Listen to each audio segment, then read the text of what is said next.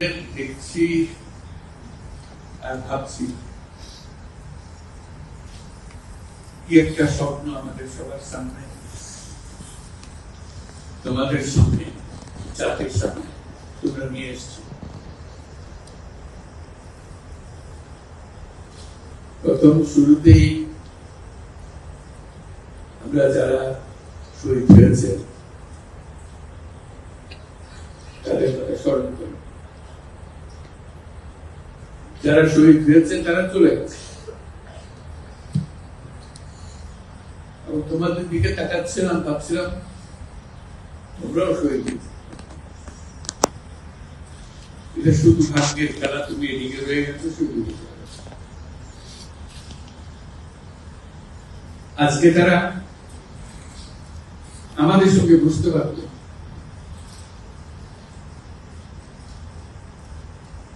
কিন্তু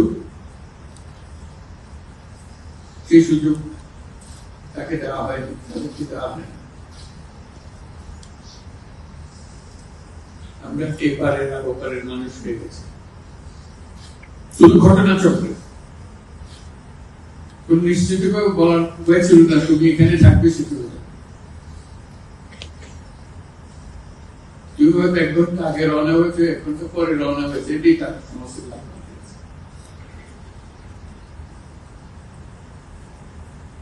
যখন হাসপাতালে যায় তাদের দেখার জন্য, টাকাতে কষ্ট হয়। এরকম তরতাজা একটা ছেলে, একটা মেয়ে, এরকম ভাবে কিভাবে ছিন্ন বিচ্ছিন্ন হয়ে গেছে, মাথার খুব চলে গেছে, এদিকে পা চলে গেছে।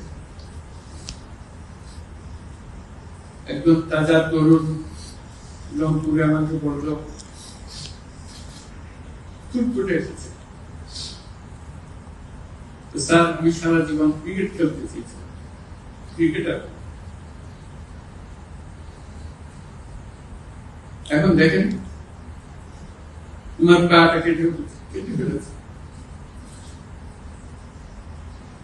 ওই পা রাখার উপায় ছিল।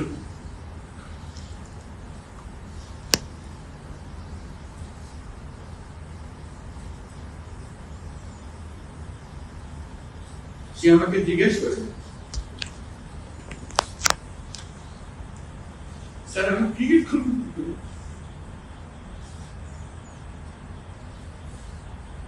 ক্রিকেট তার মাথা থেকে যাচ্ছে না, পার না।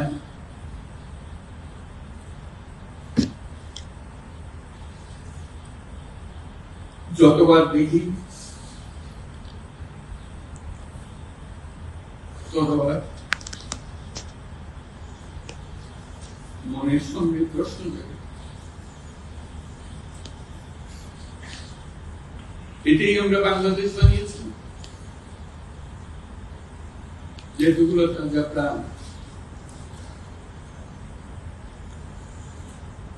তাদেরকে ছেড়ে চলে যেতে হয়েছে।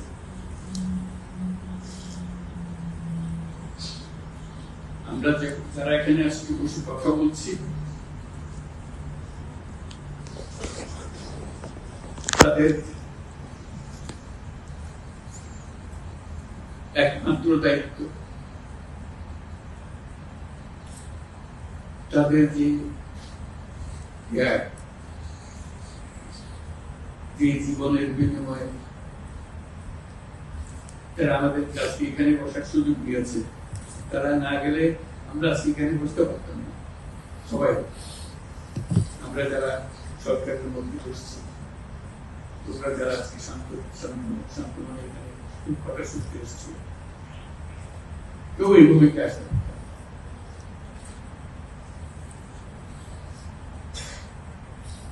কালকে একটা হাসপাতালে গেলাম, আবার সেই দৃশ্য, কচি কচি প্রাণ, মাথা উড়ে গেছে, মাথার অর্ধেক নাই, গুলি মাথার ভেতরে উড়ে গেছে।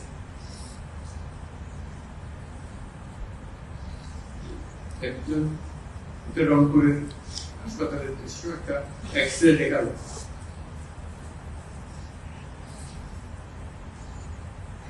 মানে ফুটে করা এমন বুঝতে পারতেছে মানে কি দেখাচ্ছে আমার। আমি জিজ্ঞেস করলাম কি, যেগুলো গুলি তার শরীরে এগুলো রয়ে গেছে, বেঁচে আছে, ব্যবহার করে।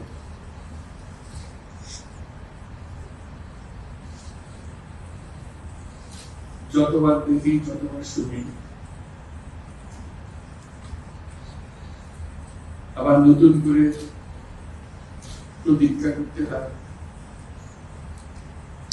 যে স্বপ্নের জন্য যারা প্রাণ দিয়েছে সেই স্বপ্নকে আমরা বাস্তবায়ন করবো। এটার থেকে আমাদের বেরিয়ে যাওয়ার কোনো উপায় নেই। আমাদের যোগ্যতা না থাকতে পারে, আমাদের ক্ষমতা না থাকতে পারে, কিন্তু আমাদের প্রতিজ্ঞা রইল আমরা এটা করব।